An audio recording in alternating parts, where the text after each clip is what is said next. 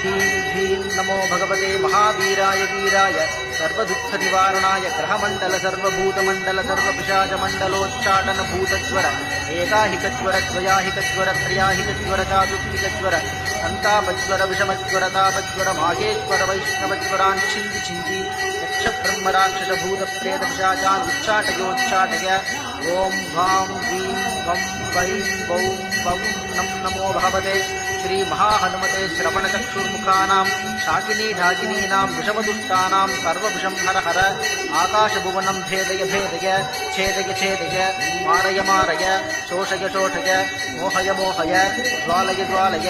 प्रहारय ह्रीं ह्रीं नमो भगवते महावीराय वीराय सर्वदुःखनिवारणाय ग्रहमण्डल सर्वभूतमण्डल सर्वपिशाचमण्डलोच्चाटन भूतज्वर एकाहिकज्वर द्वयाहिकज्वर त्रयाहिकज्वर चातुर्हिकज्वर संतापज्वर विषमज्वर ताप